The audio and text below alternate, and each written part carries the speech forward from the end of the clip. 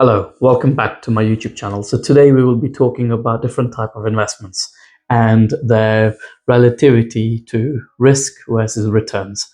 So the topics we'll cover in this episode are, well, firstly, what is risk versus return? What does it look like? Then we'll move on to cash, bonds, property, stocks and shares, and then alternative investments.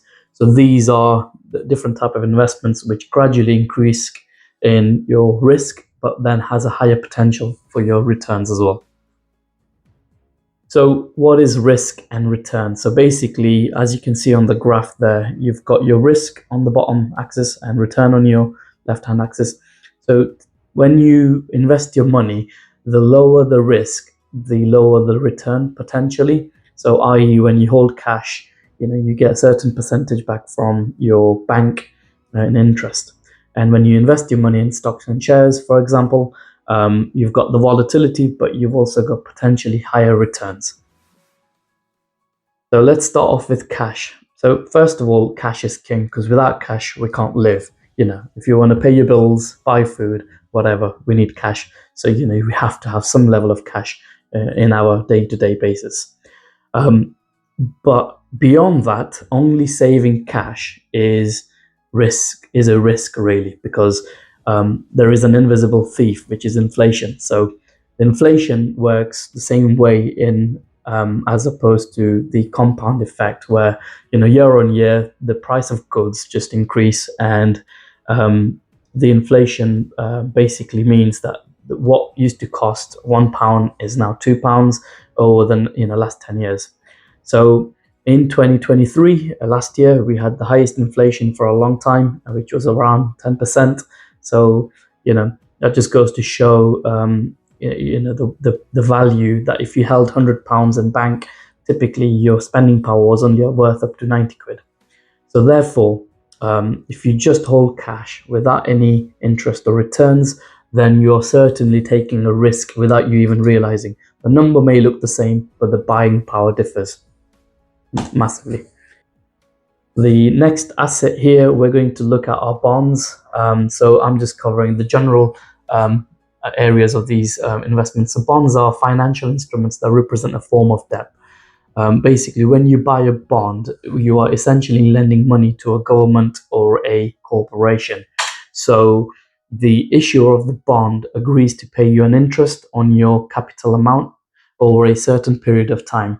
So at the end of the bond's term, which is called maturity, you receive your original principal amount back, and in that duration, you also get the interest that you had agreed with the corporation or the government.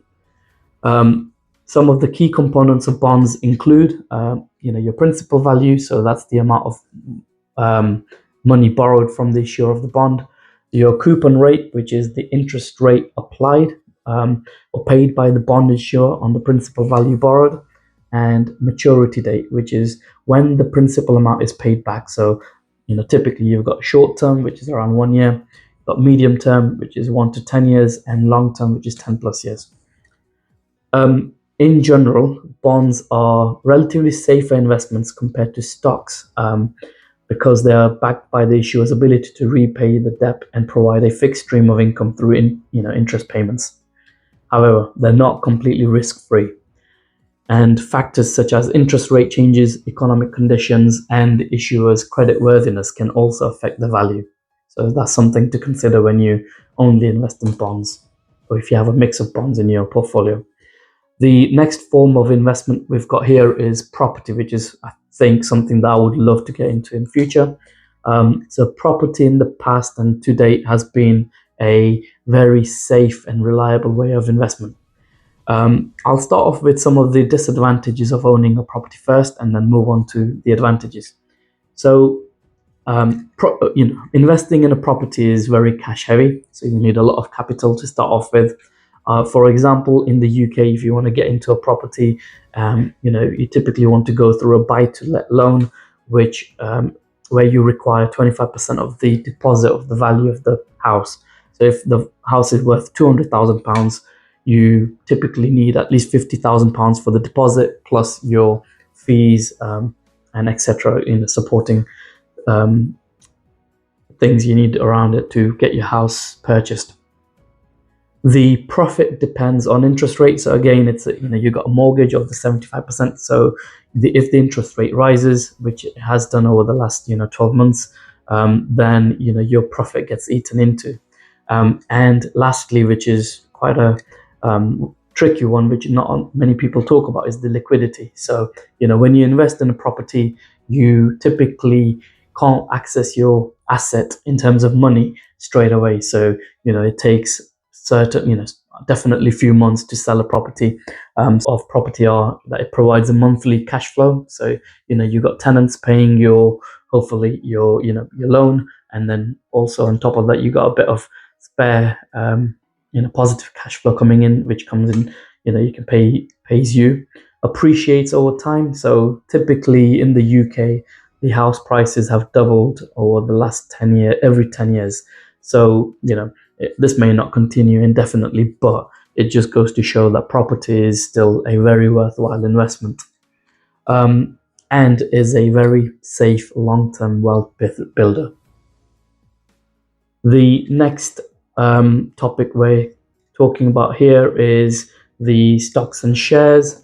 So investing in stock market, it has the potential for capital appreciation. So again, a bit like property, but you're buying companies, and companies which have good future, like Microsoft, Google, Apple, etc., will tend to do grow in the long term, and therefore will return positive returns. However, past performance does not guarantee your future results, so that's something to be mindful of. And though historical data suggests there's a great way to build wealth, you can invest in stock market for dividend income. So some people love dividend income, so you can actually buy funds which will pay you, or stocks which will pay you dividend on a yearly basis, which can increase your monthly cash flow. The stock market also allows for diversification. So this could be across, regions, industry, you name it. It gives you a very diverse portfolio, which then minimizes your risk, hopefully. The next advantage you've got here is the liquidity. So access to your money is quick. So if you own stocks and shares, you can typically sell them and get your money back in a couple of days should you need it. And last point I've written down here is ownership of companies. So you basically buy an index fund or an individual company, and you own that piece of company, whether it's a very small amount, but you get to say, yep, I own that company. Moving on, so in terms of the risk, this alternative investments is quite high. So we've got commodities. So first of all, you've got physical goods or raw materials such as gold, silver, oil, agriculture products. Next, in alternative investments, you've got collectables. So investing in rare and valuable items such as art, antiques, vintage cars, or even rare coins, which can give you massive returns or potential gains. In the recent years, you've got cryptocurrency, so digital or virtual currency like Bitcoin, Ethereum, Dogecoin. All of these have, we've seen massive gains, but they're very volatile. So, and also, lastly, I've got is investing in fine wine or liquor. The rarer and finer the wine and liquor, the more value increases over time. So, thank you for listening. I hope this gives you an overview of different type of investments and the risk versus returns. Cheers. Bye.